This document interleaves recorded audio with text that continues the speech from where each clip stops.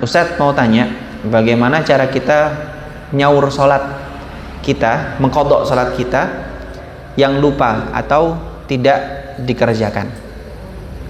Nah, ini pertanyaan bagus dan realistis ya. Banyak kaum Gen Z dan milenial, alpha, enggak milenial insyaallah enggak, alpha dan Gen Z ini menggampangkan sholatnya. Nah, kerja dengan dalil kerja, sibuk di mana? Di kerjaannya, akhirnya ninggalkan sholatnya. Bagaimana cara mengqadhanya? Bagaimana cara menggantinya atau nyaurnya bahasanya di sini? Kita perlu tahu dulu ada perbedaan sebab. Yang pertama, dia ini ninggalkan sholat karena sengaja atau tidak.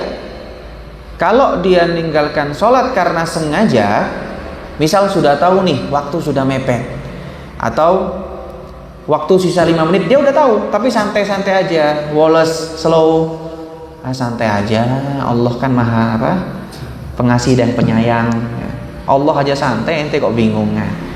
Nah, maka hukumnya adalah wajib mengqadha alal faur, kata Imam Nawawi. Ngodoknya langsung, jadi jangan ditunda-tunda.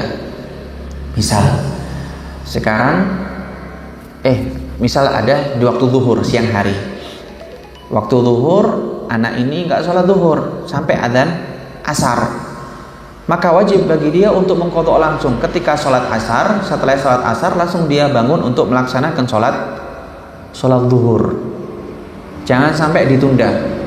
Nah, jelas ya, jadi harus langsung.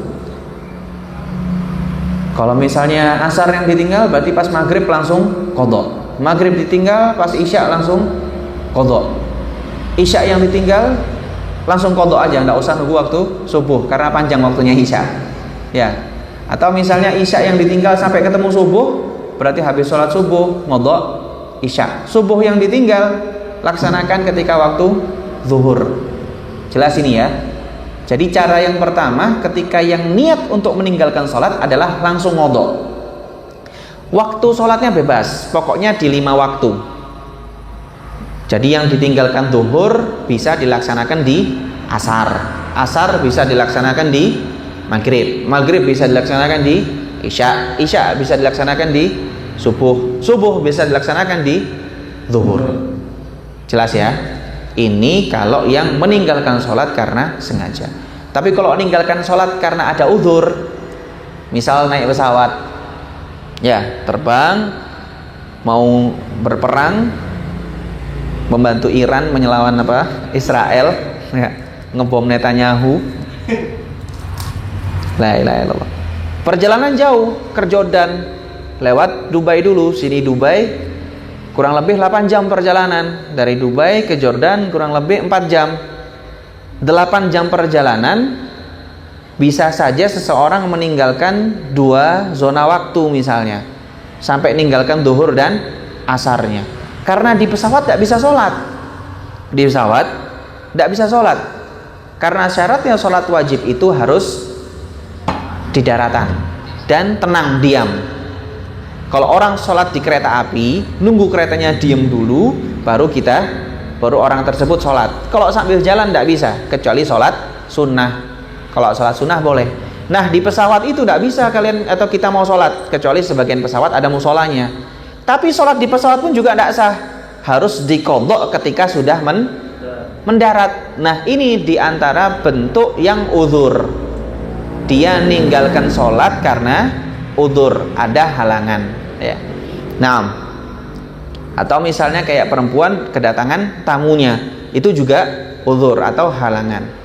Atau misalnya sakit, diinfus, ya khususnya laki-laki, diinfus selama seminggu karena dia kena tipes campur DBD, campur apalagi tipes DBD sama apa lagi biasanya, asam lambung, ya, kanker kantong kering. Nah, akhirnya diinfus seminggu. Ya apa sholatnya? Maka dia sholat namanya sholat hurmatul waktu, sholat menghormati waktu. Tapi sholat menghormati waktu itu tidak menggugurkan sholat wajibnya dia.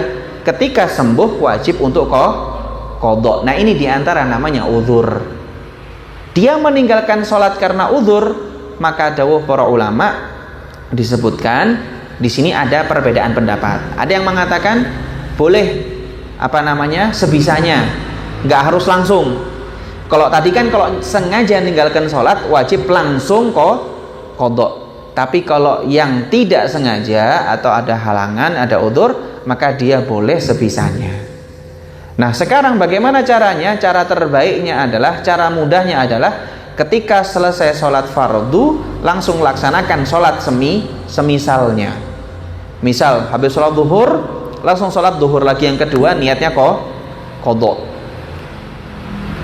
Jangan sampai kebalik, sholat yang pertama niatnya kodok, sholat yang kedua niatnya adaan. Usolli fardhu dhuhri arba'a raka'atin mustaqbil qiblati qodaan makmuman lillahi ta'ala. Itu yang pertama. Terus yang kedua sholat lagi baru adaan, tidak bisa. Yang pertama tetap jatuhnya ada, yang kedua baru qodok.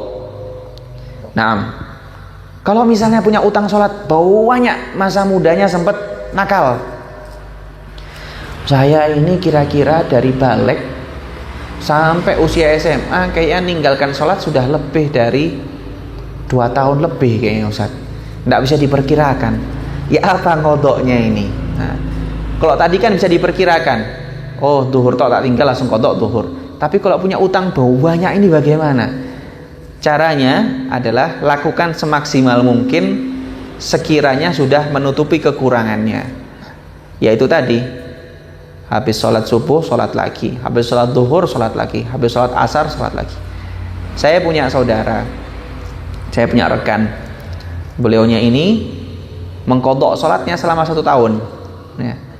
Jadi setiap habis sholat duhur salam, wiritan, sholat lagi duhur lagi buat kodok, asar kodok, maghrib berdiri kodok lagi, isya berdiri kodok lagi.